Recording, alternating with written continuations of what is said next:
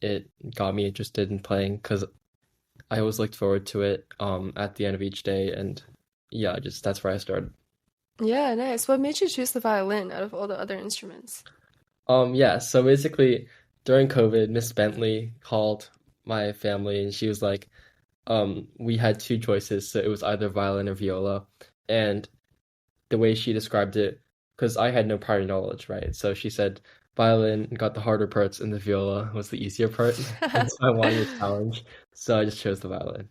Oh, that's funny. Okay, and then what made you continue? Like, when did you start taking private lessons outside of school orchestra? Like, when did that happen? Yeah, so I was in fifth and sixth grade orchestra, and then I think I started private lessons the summer before seventh grade. So I asked Miss J to send me a list of teachers, and um, I think I just tried Mr. Kim's studio, who I'm currently with, and I initially thought he was a little strict, but then I kind of concluded that it would be good for me to have like a stricter teacher so I can improve more. And I Hmm. think the desire to like have a private teacher. Um, I guess I was just like my interest in the violin was growing throughout those kind of formative years playing. Um, Right.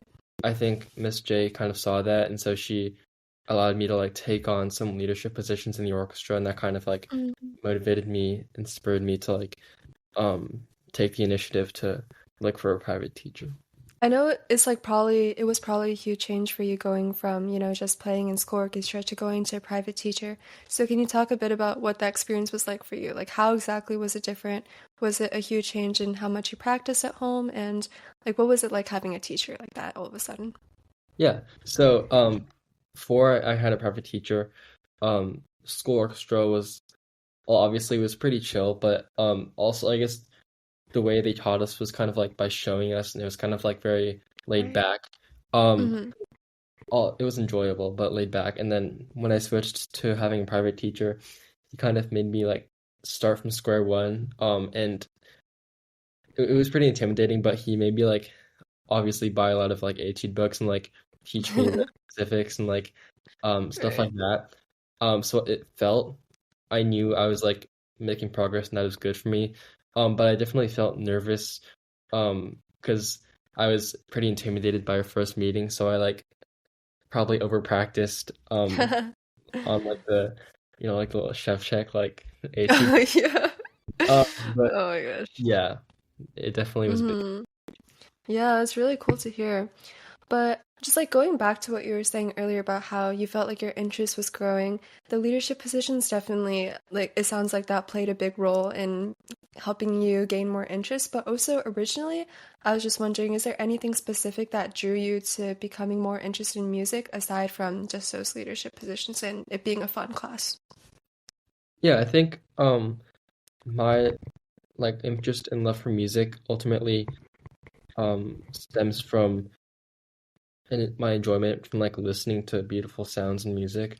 Mm, I played piano prior to violin. I think so. I had some experience with reading clefs or and music and whatever. I mm, think I just like the violin because um it I enjoyed like making like sounds from like strumming right. and like um just like playing beautiful music. I think was very inspiring to me. That's very beautiful. I'm glad you say that. Also, I guess this is something that isn't as talked about as often, but I was wondering if you think your experience, starting in school orchestra and then getting a private teacher later, how that might have compared with, I guess, other peers who may have started with private teachers from the beginning, because I know a lot of people have very different starting points for their musical experience. I was wondering if that was something you thought about at all, if that impacted you. Yeah, I've definitely thought about that some. I think it's very interesting because often the students who start when they're very little with a private teacher are like pushed a bit by their parents to start that way. Uh, Right. Whereas for me, the reason I got a private teacher was kind of out of my own interest and because I like the violin.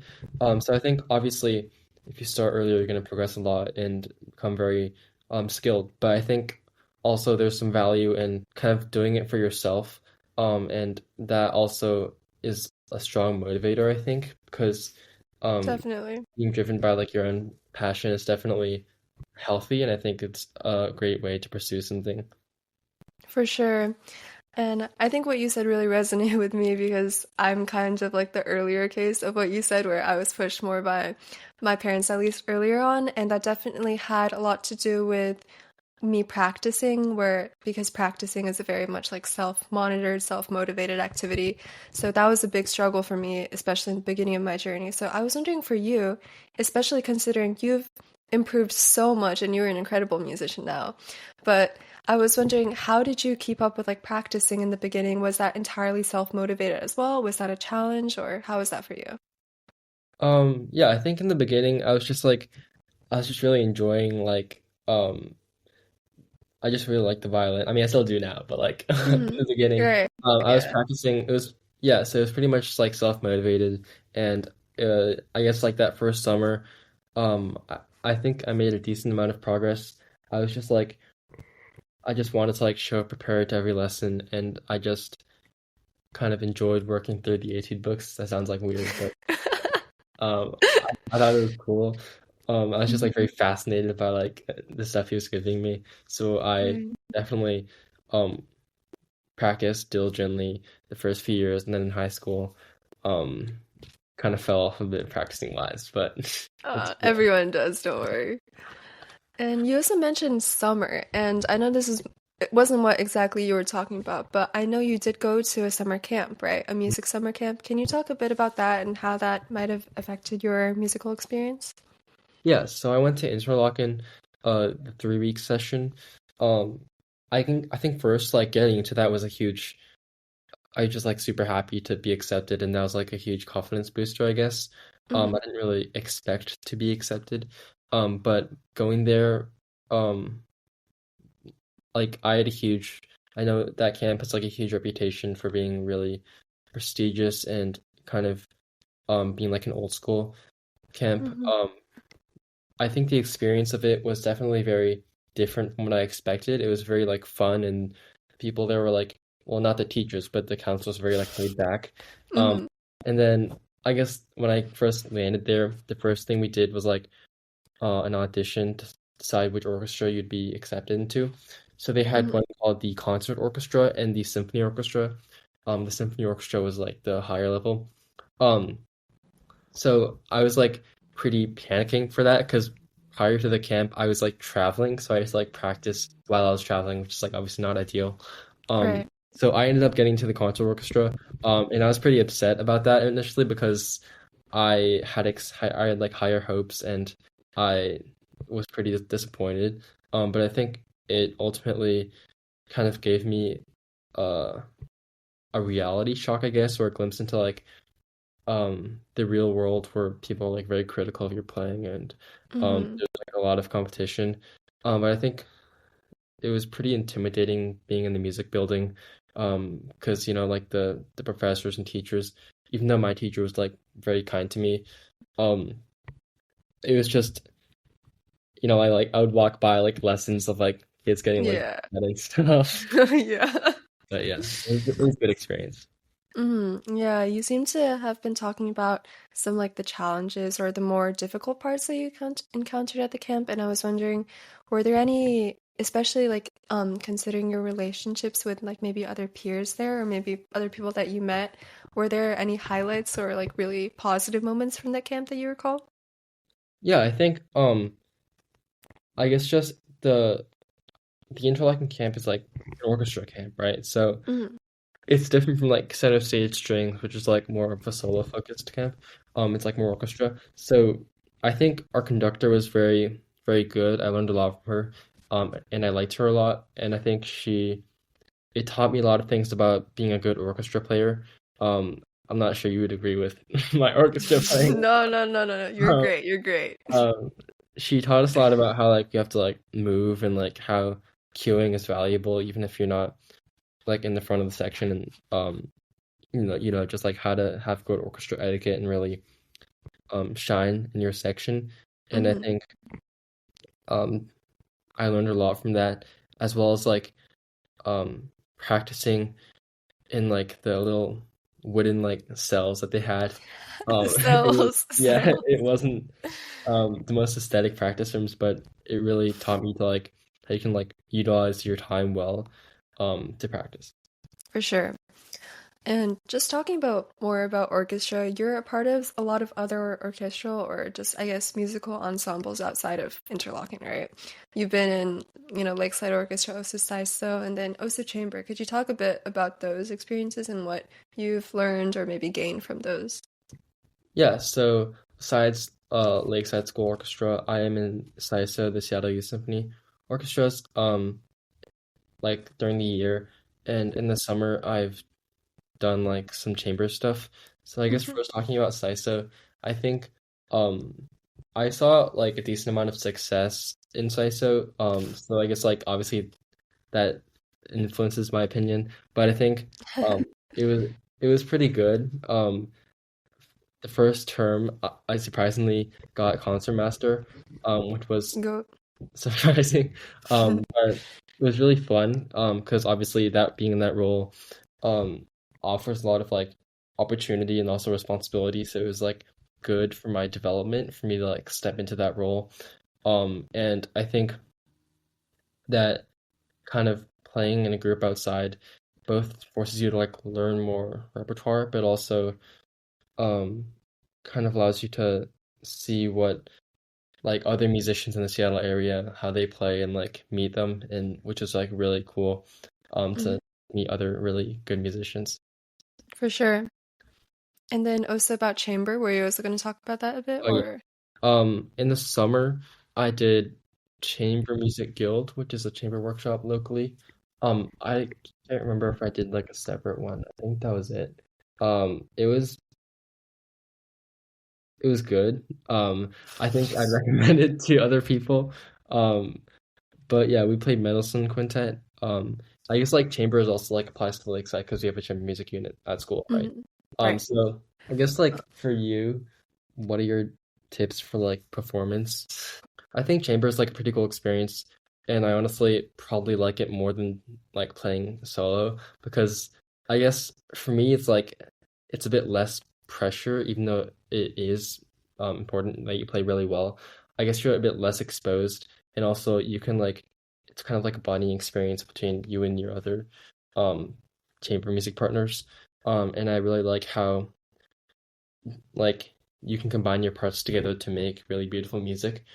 And I think that's why I enjoyed orchestra so much in those like early years of me playing because I just thought we sounded really good together. Even though I probably Mhm. didn't from the outside, but I thought and I like how I was able to like play a part in that music making. For sure.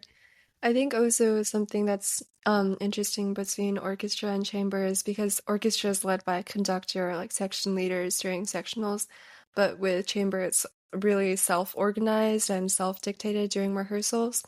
So I was wondering, have you encountered like any examples of maybe some challenging rehearsals or maybe a time when you've had some disagreements where you had to work through that in rehearsal? And how has like it been the experience of having to step up, maybe take a leadership role in Yeah. some I think cases? chamber music has definitely taught me a lot about leadership.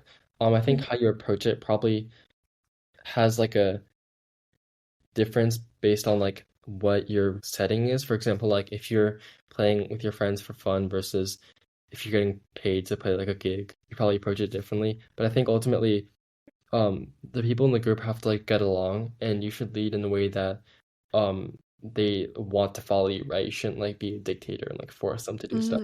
Mhm. But I think definitely leading by example is good, and also just like so if you like want them to learn their part, you should probably know your part really well first, and like just kind of check in with them individually if there's like an issue that's popping up.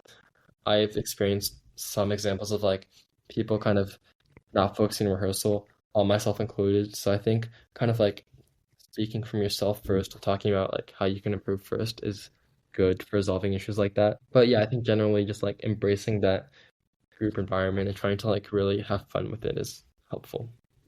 Kind of circling back to something you were saying earlier, during your experiences in SYSO where you got to meet a lot of new musicians from the Seattle area. I guess also drawing from my own personal experience, I've definitely felt like really intimidated a lot of times, like when I meet new people and see how experienced they are, especially when I first joined SYSO. So I was wondering, I guess like in your experiences of meeting people, joining new musical communities, has that been something you've experienced as well, like intimidation, comparison? Yeah, I mean, with meeting new people, I think definitely it can bring stress, especially if they're a lot better than you. But I think like personally, I'm someone that like kind of has a habit of like comparing myself to others. So I think often it can kind of crush your self-esteem, but it can be helpful to like learn to like channel those emotions into like motivation to like practice harder. Because obviously it's not the first time you're gonna meet someone that's better than you, right? There's always gonna be someone that's better than you, but it's good to like learn how to deal with that. And I think ultimately, how to approach those interactions with like a lot of kindness and respect instead of like disdain or like jealousy or whatever. And to like make them your friend. So you can like have someone to learn from and like mentor you, I guess, or look up to. Yeah, that's really inspiring, and I really resonate with that for sure. Kind of on the same vein of like managing stress and like in personal relationships, I was wondering, how do you manage, I guess, the stress and anxiety of playing on stage? Yeah. So I guess like for performance anxiety, I think there's a few things that can help. The first is like starts when you're practicing, right? So I guess for performance, you just kind of have to be ready. So that means like practicing smart, and for like long enough periods of time. But I think like I saw this video of it was James Ennis talking about like practice habits, and he talked about how when you're practicing, you should like always be very aware because in a concert hall, you're always going to be like asking yourself what you're doing and why you're doing it. So you should like have those questions answered when you're practicing. You kind of like be very confident in like what you're doing. And I think also for performance anxiety, just like having a lot of practice performance opportunities is very helpful. For example, like playing for your friends and family often, or like e- even like tonic if you like tonic, you can do that. Ration. Yeah. But just like having these opportunities will kind of get you more used to that environment. Um, I think like breathing exercises can also help a bit with like calming nerves, like in the short term, like right before you're about to perform. But also like for a mindset change, like thinking about the performance is like an opportunity to kind of showcase all the work that you've done and like serenade your audience is good because it's not like they're towering over you and like you get to like share your music with them. Wow, that was really well said for sure. Also, this is kind of a great segue into the next section about practice techniques. You talked a bit about how to practice before you go on stage to prepare yourself mentally. And I was wondering, since kind of going back to what you were saying about your love for etudes and technique practice, do you have any tips for, I guess, practicing technique or anything in that sort of vein? I think for like technique, I've definitely struggled a lot with um different aspects of technique, but I think um I guess one very important pillar of practicing is like slow practicing. So you should always practice slow. And my teacher would say practice at a speed where you can't make mistakes. So I think that's like something that's like all musicians should like keep that in mind. And also something that I can work on. I also think that um a tip for practicing maybe is like I guess this is like specific to your left hand, but like using rhythms, or like if you're a bow kind of like focusing on bow distribution and details like what angle your bow is facing. I guess just like if you're learning a piece, like practicing it in chunks instead of like trying to tackle the whole piece at one time. Um, and then simplifying passages, for example, like taking out trills or like fast notes and like focusing on learning like the framework of a passage, if that makes sense. For sure. And did you learn all of these from your teacher, or did you learn some of these also like from the internet or by yourself when you're practicing? Yeah, so I think most of it is from my teacher. But some is also from like other musicians, and from the internet as well. Hmm. And I guess just going more towards the topic of mentorships, what was like the most valuable piece of advice you ever got from someone? Or it could just be like a little thing that someone said that deeply impacted yourself as a musician. Yeah, so I think for me, um, I was writing an article for Tatler about our resident student rapper, um, Mm, school Ethan, junior, and something he said to us was that like when you make music, ultimately it has to be for yourself, and it shouldn't be for like anyone else, and you have to enjoy it, and that's like what matters most.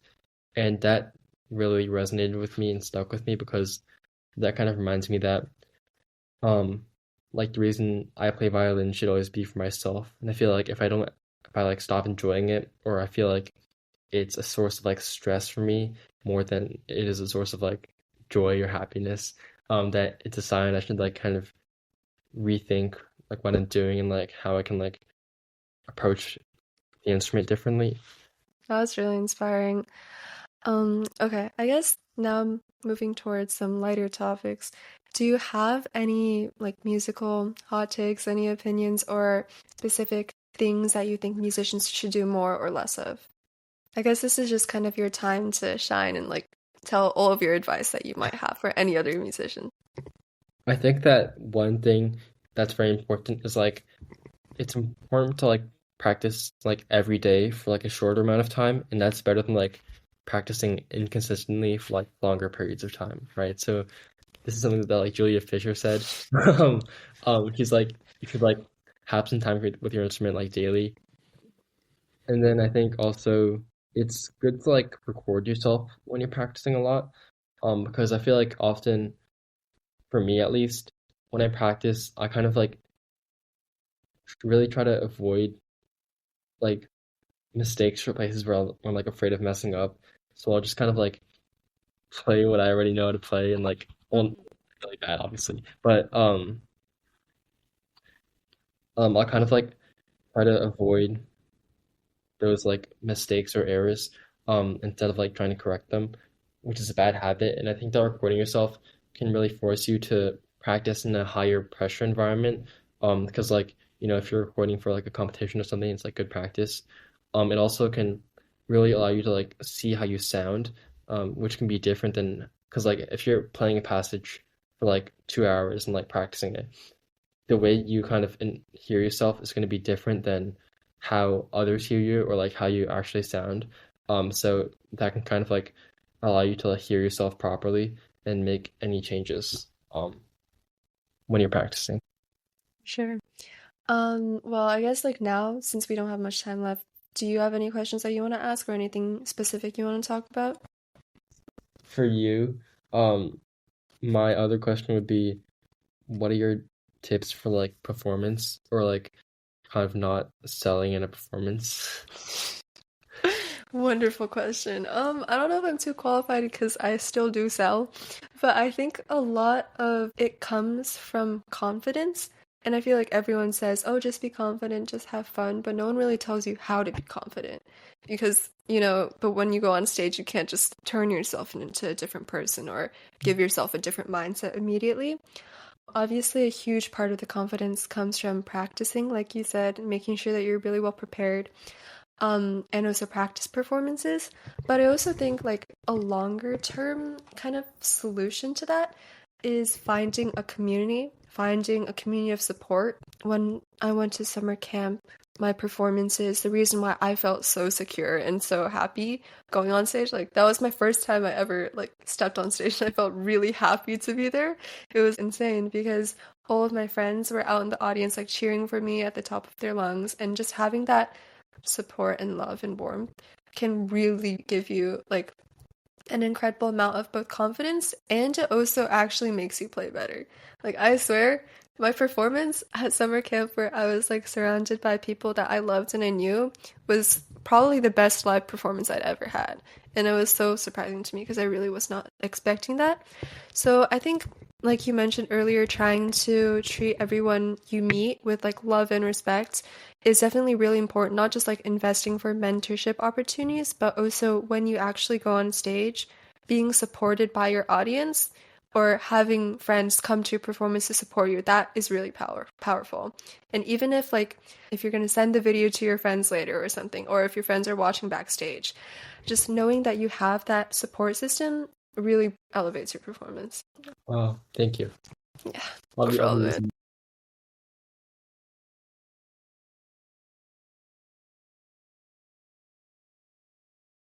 I think I have like two main ones. The first is like about music. Well, I guess they're both about music, but the first one is like make sure you're always like enjoying playing your instrument, whatever it is. Because that way you'll like stay motivated to do it and you'll have like a healthy relationship with it and you'll like kind of keep seeking opportunities to like learn and grow. Um, so kind of focus on like being happy while you're playing it. And the second one is like be kind to like others and yourself because like this is like kind of general and might sound like disconnected, but I think being kind to others will kind of like allow them to like give to you as well because like you get out what you put into it, right? So if you like be kind to others, they'll be there for you and support you, like you talked about, which will help you. And also being kind to yourself, I think will help you like not get burned out and like help you maintain a healthy relationship with your instrument and music in general. Perfect. Thank you so much, Oliver, for talking with us today. It was a huge pleasure, and I learned so much from you, and I'm sure everyone listening to this learned a lot as well. Also, thank you so much to our audience for listening. I hope every single one of you enjoyed this episode, and please look forward to the next episode, which will be released next week.